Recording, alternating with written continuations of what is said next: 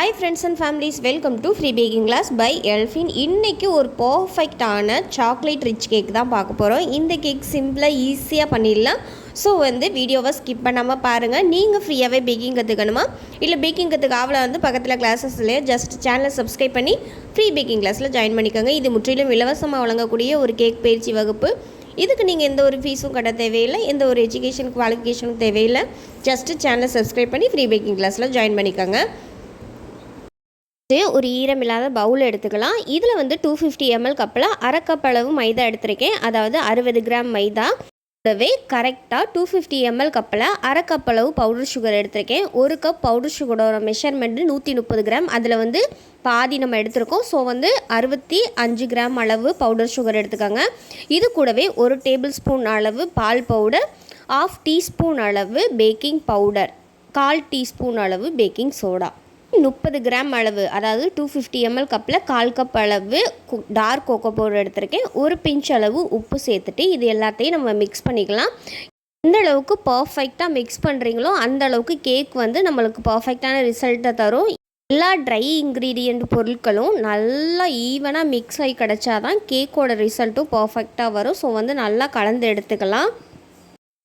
நம்ம ஒரு டைம் சல்லடையில் சளிச்சு எடுத்துக்கலாம். ஏன் சல்லடையில் சளிச்சு எடுக்க சொல்கிறோன்னா, அந்த கோகோ பவுடரும் பேக்கிங் சோடாவும் கட்டி கட்டியாக இருக்கும். ஸோ அதை கட்டி கட்டியாக இருந்துச்சுன்னா மிக்ஸ் ஆகாது. ஓரளவுக்கு நம்ம கையை வச்சு நசுக்கி அந்த மாதிரி தான் பேட்டரை கொண்டுட்டு வரணும்.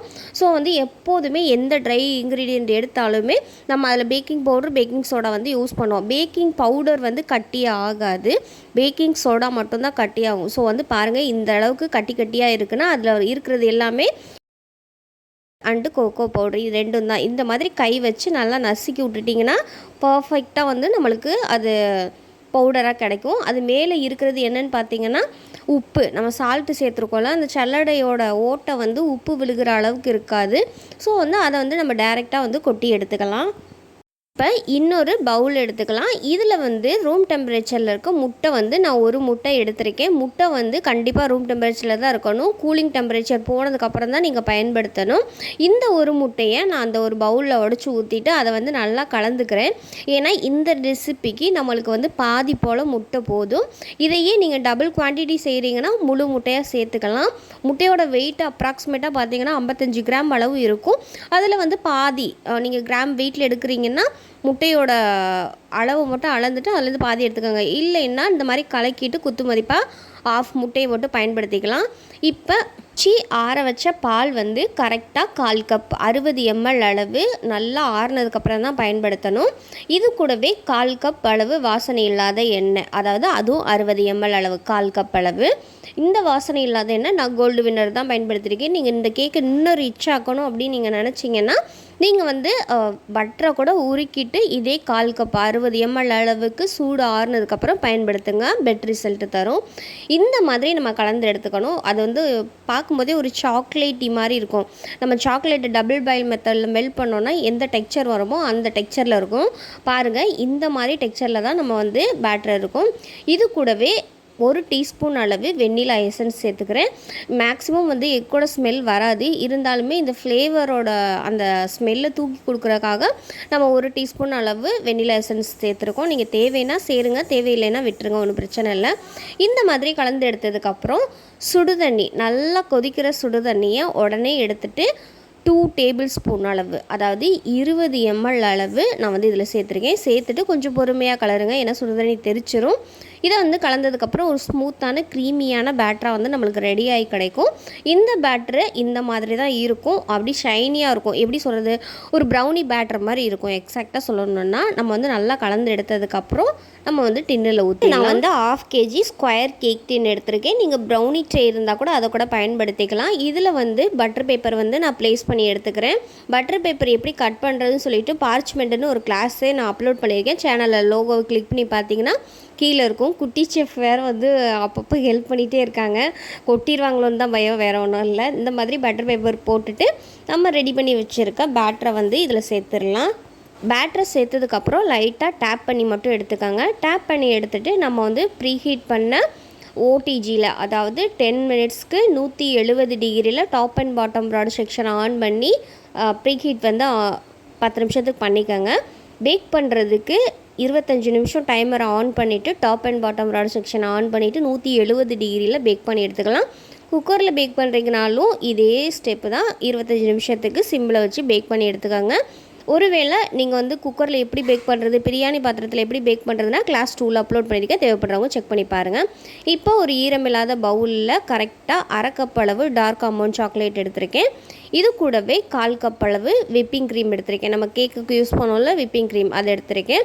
இது ரெண்டையும் நம்ம சேர்த்துட்டு டபுள் பாயில் மெத்தடில் வந்து நம்ம மெல்ட் பண்ணி எடுக்கணும். இதுதான் வந்து அந்த ரிச்சான ஒரு சாக்கோ ட்ரஃபலோட எஃபெக்டை கொடுக்கும். ஸோ வந்து இந்த ஸ்டெப்பை வந்து மிஸ் பண்ணிடாதீங்க. இதை வந்து சுடுதண்ணி பாத்திரத்தில் மேலே வச்சு டபுள் பாயில் மெத்தடில் நல்லா மெல்ட் பண்ணி எடுத்துக்கலாம். ஓவர் ஹீட்டில் வந்து நீங்கள் மெல்ட் பண்ணிங்கன்னா சாக்லேட்டு கட்டி ஆயிரும். ஸோ வந்து ஒரு ஷைனியான லுக்கில் வந்து நம்மளுக்கு மெல்ட் ஆகி கிடைக்காது. ஸோ அதை மட்டும் கவனமாக பார்த்துக்கோங்க. இப்போ நம்ம சாக்லேட் வந்து இந்த அளவில் நம்ம மெல்ட் பண்ணியிருக்கோம். இந்த மாதிரி தான் இருக்கும். ஒரு ஷைனியான கிளாஸியான ஒரு லுக்கில் தான் இருக்கும். இந்த மாதிரி தான் இருக்கணும். இப்போ தண்ணியாக இருக்குது. நம்ம எடுத்து தண்ணியிலேருந்து அந்த பவுலை கீழே வச்சுட்டு நார்மல் ரூம் டெம்பரேச்சரில் ஆற வைக்கும்போது அது வந்து இன்னுமே திக்னஸ் ஆயிரும். திக்னஸ் ஆனால் தான் அந்த கேக் மேலே நீங்கள் கோட்டிங் கொடுக்கும்போது அந்த கோட்டிங் வந்து அப்படியே மேலே நிற்கணும். அப்படி திக்னஸ் ஆகாமல் இந்த மாதிரி தண்ணியாகவே இருந்துச்சுன்னா நீங்கள் வந்து எக்ஸ்ட்ரா விப்பிங் க்ரீம் ஆட் பண்ணியிருக்கீங்கன்னு அர்த்தம். ஸோ வந்து கேக் வந்து பாருங்கள் எந்த அளவுக்கு இருக்குதுன்னு. ஒருவேளை தண்ணியாக இருந்துச்சுன்னா அந்த கேக் மேலே கோட்டிங் வந்து அப்படியே உள்ளே அப்சார்வ் பண்ணிடும். சுகர் சிரப்பை கேக் எந்த அளவுக்கு உறிஞ்சுமோ அந்த அளவுக்கு உறிஞ்சிரும். பாருங்கள், நல்லா ஆறுனதுக்கப்புறம் இந்த மாதிரி ஒரு கன்சிஸ்டன்சியில் தான் இருக்கும். இப்போ இதை வந்து நம்ம கேக் மேலே அப்ளை பண்ணிக்கலாம். இந்த கேக் வந்து 4 டேஸ் வரைக்கும் இந்த கேக்கை ஃப்ரிட்ஜில் வச்சு நம்ம பயன்படுத்தலாம். ஏன்னா விப்பிங் க்ரீம் சேர்த்துருக்கனால வெளியில் வைக்க முடியாது. அந்த மேலே இருக்க சாக்லேட் கோட்டிங் கொடுக்காம 3 days to 4 days வரைக்கும் நீங்கள் நார்மல் ரூம் டெம்பரேச்சரில் வைக்கலாம். சாக்லேட் கோட்டிங் கொடுத்ததுக்கப்புறம் நீங்கள் வந்து ஃப்ரிட்ஜில் தான் வைக்கணும். 4 daysக்கு மேலே வச்சு சாப்பிடக்கூடாதா அப்படின்னு நீங்கள் கேட்டிங்கன்னா, அந்த கேக்கோட ஈரத்தன்மைன்னு ஒன்று இருக்கும். அதாவது சாஃப்ட்னஸ் இருக்கும்ல, அந்த சாஃப்ட்னஸ் வந்து ஈரத்தன்மையாக அந்த ஃப்ரிட்ஜு வந்து கூலிங் வந்து உறிஞ்சிட்டே இருக்கும். ஸோ வந்து கேக் வந்து ட்ரை ஆயிரும். அந்த ஒரு எப்படி சொல்கிறது, ஜூஸியான டேஸ்ட்டு இருக்காது. ஸோ வந்து அதை மட்டும் கவனமாக பார்த்துக்காங்க. எப்போதுமே கேக்காக இருந்தாலுமே அதோட ஃப்ரெஷ்ஷுங்கிறது 3 to 4 days வரைக்கும் தான் இருக்கும். ஸோ வந்து அந்தளவுக்கு நம்ம எவ்வளோக்கு சாப்பிட்றோமோ அந்தளவுக்கு நீங்கள் பண்ணி கொடுத்துக்கலாம். ஸோ வந்து இந்த கேக் உங்களுக்கு பிடிச்சிருந்துச்சு அப்படின்னா லைக் பண்ணுங்கள், ஷேர் பண்ணுங்கள், கமெண்ட் பண்ணுங்கள், சப்ஸ்கிரைப் பண்ணுங்கள். பக்கத்தில் இருக்க பெல் ஐக்கானை கிளிக் பண்ணி ஃப்ரீ பேக்கிங் கிளாஸில் ஜாயின் பண்ணிக்கோங்க. இது முற்றிலும் இலவசமாக வழங்கக்கூடிய ஒரு கேக் பயிற்சி வகுப்பு. இதுக்கு நீங்கள் எந்த ஒரு ஃபீஸும் கட்ட தேவையில்லை, எந்த ஒரு எஜுகேஷன் குவாலிஃபிகேஷனும் தேவையில்லை. ஜஸ்ட்டு சேனலை சப்ஸ்கிரைப் பண்ணி ஃப்ரீ பேக்கிங் கிளாஸில் ஜாயின் பண்ணிக்கோங்க. ஆல்ரெடி 75 கிளாஸஸ் வந்து அப்லோட் பண்ணியிருக்கோம். தேவைப்படுறவங்க பேக்கிங்கில் இன்ட்ரெஸ்ட்டாக இருக்கவங்க அதையும் செக் பண்ணி பாருங்கள். ஸோ உங்களுக்கு ஈஸியாக இருக்கும். Thank you for all.